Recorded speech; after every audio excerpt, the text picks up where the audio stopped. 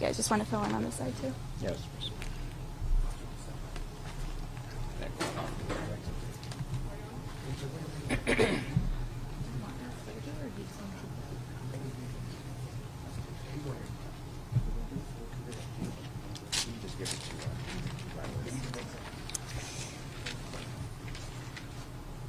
Can everyone scoot in a little bit, as tight as you can?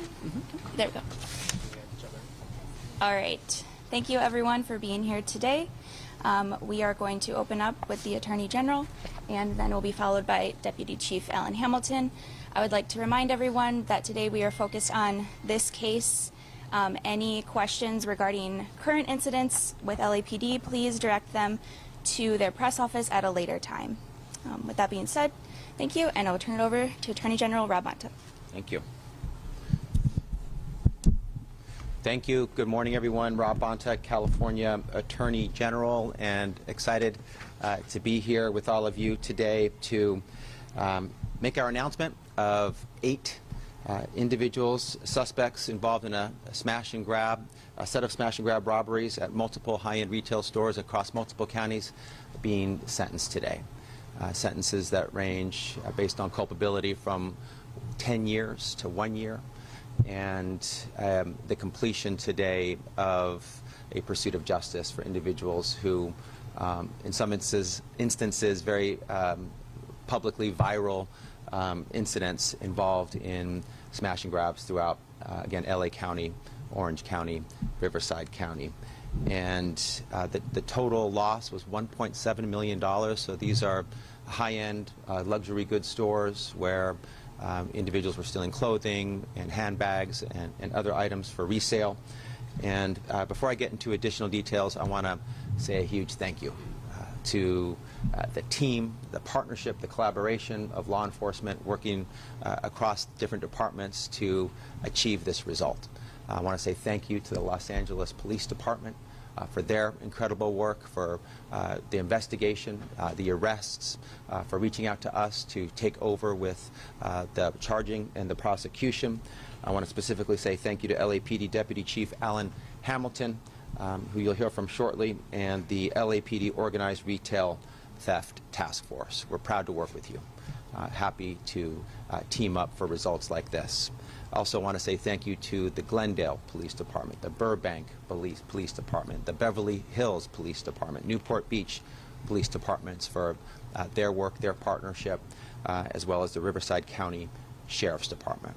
Again, multiple entities working across jurisdictions as we pursued, investigated, arrested, charged, and got convictions for individuals involved in multiple or organized retail crimes across multiple counties in our great state here in California. I also want to say thank you to the members of my team, the DOJ's Special Prosecutions Section, who prosecuted this case.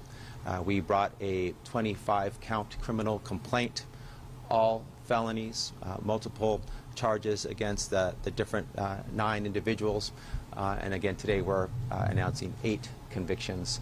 Individuals will be serving time in state prison and will be held accountable for their conduct based on each of their unique individual culpability in these sets of incidents. Nothing can happen without the arrest. So again, thank you to our law enforcement teams for the investigation leading to the arrest, and justice is not complete until the convictions, the accountability is secured in a court of law, and that's what we're announcing today. It's because of our partnerships, because of our shared duty and responsibility and commitment to public safety that we are here today, that we are able to hold these individuals accountable. Some of the incidents you may be familiar with from the viral sensations that they became with smash and grab, multiple flash mob style individuals involved in thefts, in and out quickly, stealing with individuals, workers, families, community members present, other times with no one present, thefts happening in the middle of the night, in the dark of night. So different MOs here, but they are being held accountable for what they did. These incidents occurred in the May to August 2023 time period. And again, they were in 3 separate counties. The stores included places like Nordstrom's, Yves Saint Laurent, Louis Vuitton, Burberry, Gucci, and Magnolia Park. There was one highly publicized smash and grab where a mob of 50 people ransacked the Nordstrom at the Westfield Mall in Topanga. And I think anyone who saw that footage can agree it was disturbing and shocking and unacceptable. And it's hard to watch, much less imagine what it would have been like if you, your children, your loved ones, family members were innocently shopping during those moments when a flash mob style theft occurred. So that's what this work is about: protecting Californians, enhancing public safety, making sure that folks can live and work in our communities safely, lawfully, protecting our children, protecting our families, protecting business owners and hardworking folks just trying to get their jobs done and go home safely. And that is my role as California's Attorney General. Public safety is job number 1, job number 2, and job number 3. And we are fully committed to keeping Californians safe and fully committed to working with our law enforcement partners to achieve that result together, as today is a prime example. That, of course, means going after organized retail crime and using the full force of the law, the full authority of my office to hold those accountable who engage in organized retail crime. If you steal from our businesses, if you hurt our people, if you put our communities at risk, you will be held accountable, full stop. Today is proof positive of that fact. We will continue our work, keep pushing, keep investigating, arresting, holding folks accountable as appropriate to ensure we have the safe California that we want and deserve. And so today is just the latest example. The work continues, and I will say that from manufacturers to malls to mom and pop shops, organized retail crime, it hinders our businesses, it puts our community at risk, threatens our workers, and again, it will not be tolerated by my office or the other offices represented here by law enforcement across the state of California. So I will open it up to questions shortly, but before I do, I want to turn it over to Deputy Chief Hamilton to say a few words about our work together. Thank you. Thank you, sir. Good morning, everyone. I'm gonna open with thanking our partners, and then I'm going to talk specifically about our stance here in the city of Los Angeles when it comes to these violent crimes. And rest assured, that will not be tolerated here in the city of Los Angeles at any time. I want to open up by thanking the members of our Organized Retail Theft Task Force here on the LAPD, Detective Sam Darnold, Lieutenant Mike McComas, and Captain Francis Boateng, who have been spearheading the Los Angeles Police Department part of this investigation, these ongoing investigations, and they have been instrumental in standing up an Organized Retail Theft Task Force. I want to thank the Mayor's office. Mayor Karen Bass has been instrumental in supplying the resources and supplying the tools that we needed to address this on a immediate basis when this started kind of affecting the city and the region. So I want to be very mindful of her immediate support and her ongoing support as well. Obviously, Attorney General Rob Bonta and his crew have been instrumental in providing resources, coordinating things, and providing effective prosecution in bringing people to justice that are involved in these crimes. So I want to personally thank he and his staff. In particular, I want to thank Deputy Attorney General Gannon for helping us in pursuing these suspects, working with us every day, and identifying these individuals and then successfully prosecuting them in a court of law. We have a big team here in Southern California that has been working on this problem for quite some time, and I want to make sure that I'm acknowledging our partners in our other agencies. Chief Jay Hart is here from Torrance PD today. Manny Sid is here from Glendale, and then we have Deputy Chief Dave Miner from Newport Beach. Unfortunately, Chief Albanese could not make it today from Burbank. All partners working hand in hand in this region, as well as Mark Stainbrook from Beverly Hills. We've all been working together quietly, sometimes in the middle of the night, but quite often visibly and invisibly in addressing this issue. I want to make something very clear to everyone here in the city of Los Angeles on the stance of the Los Angeles Police Department when it comes to retail crime. We value our business partners in the business community and our retail partners. And we have vowed, as you've heard from our mayor and as you've heard from both our former chief, Chief Michael Moore, and our current chief, Chief Dominic Choi, we are not going to allow this activity to continue either in the city of Los Angeles or in the region. We're going to work closely and effectively with all of our partners, utilizing and leveraging the best technology that we have available to bring these suspects to justice. Now, we've seen this activity by various crews across different jurisdictions, and what they're hoping for is that we're not going to talk, we're not going to communicate, and we're not going to coordinate and work effectively together to combat this issue, which again, quite often includes violence when these incidents occur. That could not be any further from the truth. I know there's information out there that some of these crews think that they can get away with it because it's not going to be a coordinated effort. And I would say this, the over $100 million that has been given to our various jurisdictions by the state of California, including $15.6 million that was provided in a specific grant that is going to combat organized crime. We're using those funds effectively, we're coordinating effectively, we're working together, and more arrests are coming. More investigations are continuing. More suspects will be arrested, and more people will be going to prison, period. We are not going to allow this activity to continue in the region, in the county, or the city.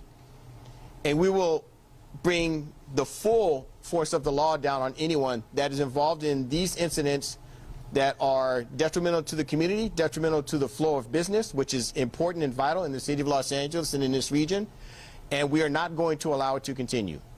So my message to the community, in particular the business community, I've been in a number of places as the chief of detectives for the LAPD, committing to making sure that we're going to create a safe business environment, and we're going to continue that.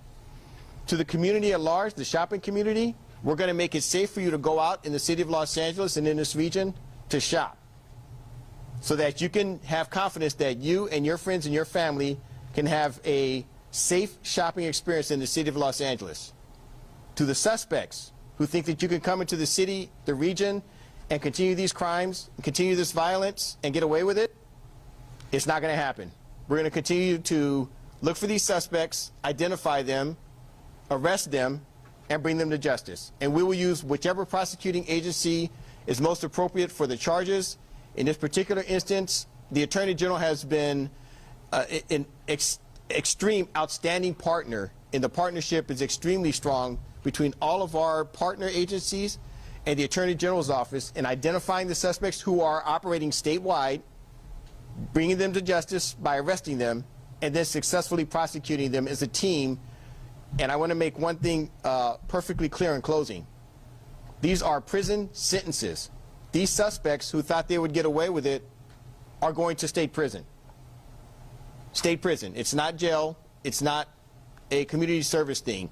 We've identified a lot of these individuals that have been involved in repeated instances, and this city, this region, and this state are not going to allow it to continue. Thank you. Attorney General Bonta. Thank you, Deputy Chief. Thank you, Deputy Chief. Again, thankful for the partnership, the shared mission of public safety, and the results that we're able to announce today. We know very well that there's more work ahead. We're ready, we're willing, we're able to do that work, and look forward to doing it together. But for now, happy to answer any questions that you might have about these sentences that we are announcing today. This seemed like the crime of the moment last fall, where either because of social media videos or actual events, there was an appearance that this was happening at a frenetic pace. I'm curious if the data that you've seen from the agencies you've worked with shows whether that was anecdotal, it's still going on, we're just not seeing it, or there's been a difference between then and now, and what you think is the reason for that. Well, in short, you're right. The viral videos that arose out of a couple of the incidents that we're here to talk about the sentences for captured the imagination of the city, the county, the state, and my understanding is that the number of incidents, the frequency of incidents has gone down because of the rapid response of LAPD, of the partners from different counties and different cities of our office to secure arrests after a quick and thorough investigation, to seek convictions that where we charge the facts and charge the conduct, which was conduct that was felonious. These were felonies. They were deserving of accountability and punishment in state prison, and because of that rapid response, the number of these incidents has gone down. And the best way, all the data shows that the best way to deter crime from happening is to make sure that those who are considering engaging in it know that they will get caught and held accountable if they commit it. These folks were caught. They were held accountable when they committed the crime. Whatever they may have thought about their ability to get away, the charging that they may or may not face, they are getting multiple year sentences in California State Prison because of their conduct, as is appropriate based on their conduct. So I think the short answer to your question is yes, this started as a viral sensation, and because of the important police work, law enforcement work that was done rapidly to hold these folks accountable, we've seen the lowering in incidences that we hope for. Were all 8 of these people involved in all of these major mall robberies, as far as we know, number 1? And number 2, what about the people who are taking the stolen goods? Have they been able to track that down, get those people? Is that the next stage of this investigation? So as is appropriate in any criminal investigation, you need to look at the individualized culpability of each individual. Some were involved in multiple incidents. I don't believe all were involved in all. So you connect the folks to the conduct that they were involved in. There were other incidents as well. For example, a carjacking to secure a vehicle that was used in an incident, and the individuals involved in that carjacking were charged for the carjacking, but of course not everyone was involved in that. So of the 9 individuals that we're talking about today, they had unique involvement in each of the 6 incidents that we are focused on today. And then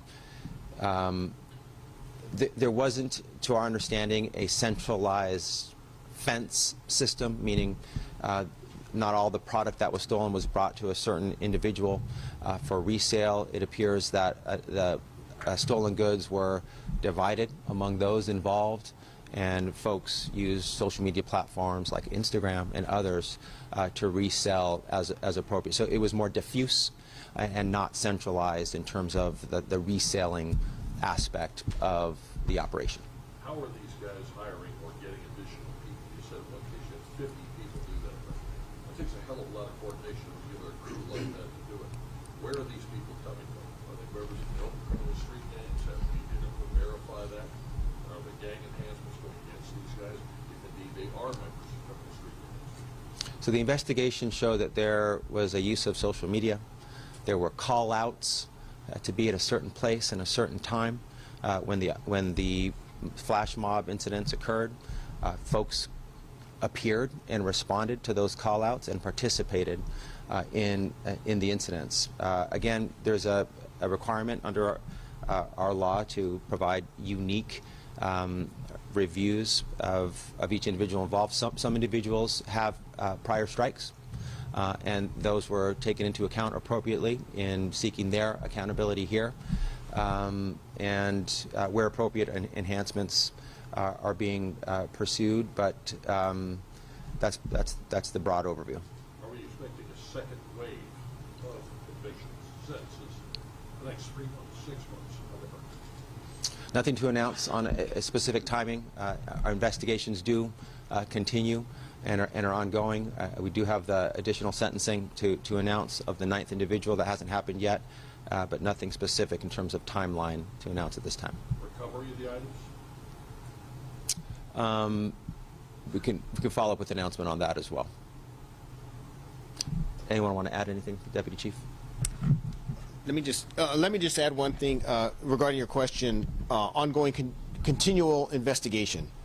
I think it's best to explain it this way. Across all of these acts, we are going to continue to develop information and identify suspects that are involved. We will continue to attempt to recover stolen merchandise. Those are going to be ongoing efforts. As we get down the line and we determine additional people are involved in, for instance, they're involved in the Topanga Nordstrom's incident, we will bring those facts to the Attorney General's office and continue prosecution of the individuals that are identified. Or let's say we determine someone that was involved in something in the city of Torrance. It gets identified and we find additional information of them being involved in additional smash and grabs. That information will be investigated. We will formulate a case. We will present it for filing, and we will continue on that investigation and that prosecution just as we've done here. So it is very likely that we will continue to arrest additional suspects as our investigations continue. None of these investigations are closed. We will continue to arrest them, and we will continue to prosecute them. Yeah, following up on that Westville Topanga incident, that was very high profile. I know some of these guys were involved in that. How many arrests have been made out of that incident, and how many are pending at this point? I don't have those numbers, but I can get the specific numbers to you soon. I will say that investigation continues. We know there are outstanding suspects. We suspect that some of them were also involved in additional smash and grab, robbery / burglary incidents. I have personally met with the loss prevention director for Nordstrom's, and I have committed personally to making sure that we maintain a safe environment there at Topanga Mall, which is a very important mall here in the city of Los Angeles. And we've provided extra resources there. We've worked very closely with their loss prevention, and we have not had a recurrence, and we are not going to allow a recurrence. How tough is it getting through? You mentioned these guys were recruited for the most part by social media very quickly. Have the cybercrime people been able to track these people, to track who responded, or by phone or whatever, or text to these things? Are you able to literally get down to the point of drilling down at who took advantage of it and who showed up? So without discussing specifically the investigative methods that we use, I would say that as part of our investigative techniques, we attempt to identify individuals through various means, including surveillance, including electronic communications, including technology, including video surveillance. So all of those things come into play in our investigations. I'm not going to disclose specifics regarding these investigations, but all of those tools are about to bear with our partners and also with our federal partners who are on some of our high-tech crime task forces to identify individuals that leave a social media footprint, that are active on social media, that are active in different chat rooms, etc. We identify and conduct lawful investigations when we observe criminal activity. I should mention also a lot of people that would consider themselves not involved. When you get this call and you say, hey, we're looking for a crew to hit this place, as soon as you become involved in that, you're part of the conspiracy. So you've already committed a crime before you even walk in the doors. So I would say this to the individuals that are considering responding to those kinds of friendly requests to crew up. You should be aware that you're committing a felony, and you should also be aware that we're going to arrest you and prosecute you for committing that felony before you even walk in the store. One final thing. You're all nice here, great pictures, everything else. Why not show the faces of those people who have been sentenced to tell people that I'll let you handle it. these are the individuals that are involved in this, these are the ones who are committing crimes. Why not? I think our press release has their names, and we can see what we. No, I understand the question. Look, if you're going to do this, if you're going to announce a bunch of arrests, by God, put them up like kill flags. Do it. Otherwise, this is nothing. We've released photos in the past. We'll see what we can do here.